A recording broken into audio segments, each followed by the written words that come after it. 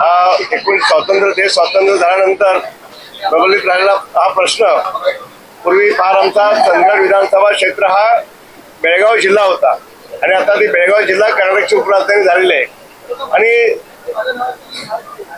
कागदपत्र घाण झाल्यामुळे अधिकारी वर्ग एकदम त्रस्त होता, निर्णय होत नव्हते आणि मग कलेक्टर साहेबांचे अमोल येडगे साहेब असतील, आमचे प्रांत साहेब असतील, आमचे तहसीलदार साहेब असतील, ते वारंवार प्रयत्न करत होते, तर पेपरच घाण झाल्यामुळे ते लोकांना न्याय देऊ शकत नव्हते.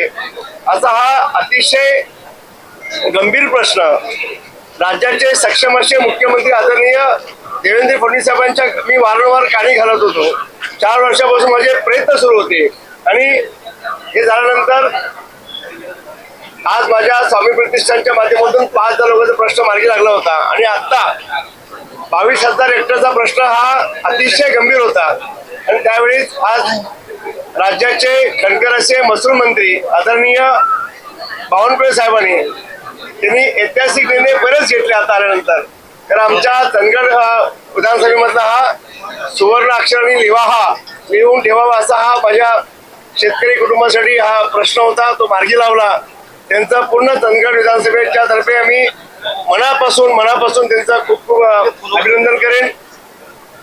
आमच्या जमीन आम्ही शेतकरी बांधव आमचे कसत होते आणि तरी सुद्धा आम्हाला याच्यावरती बँकेचं कर्ज मिळत नव्हतं. आमच्या शालेय शिक्षण मुलींसाठी आम्हाला कुठे शालेयचं लोन मिळत नव्हतं, मेडिकलसाठी लोन मिळत नव्हतं, कुठं लोनच मिळत नव्हतं. आम्ही जमीन आमच्या नावावर होती तर आम्हाला कुठलंही कर्ज मिळत नव्हतं आणि कुठल्याही आम्हाला योजनांचा लाभ मिळत नव्हता. खरं मोदी साहेबांचा विकसित भारताचं स्वप्न बघून आम्ही पुढे चाललेलो आहोत.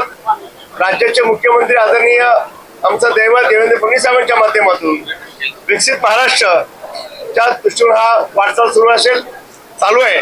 त्याच्यामध्ये एक भाग आपला ऐतिहासिक निर्णय त्यांच्या मार्गदर्शनाखाली सक्षम असं सरकार आणि आज आम्ही अतिशय आनंद आहोत की आज शेतकरी दिवस आणि आमच्या शेतकरी बांधवांना हा कष्टाचा आणि घामाचा हा प्रश्न खूप वर्ष आम्ही संघर्ष केला. आज सगळ्यांच्या आशीर्वादाने मी मनापासून राज्याचे मुख्यमंत्री सक्षम देवेंद्र फडणवीस साहेब असतील, राज्याचे महसूल मंत्री आदरणीय चंद्रशेखर बावनकुळे साहेब असतील, या दोन्ही नेत्यांचा सरकारचा मी मनापासून खूप खूप धन्यवाद इच्छितो.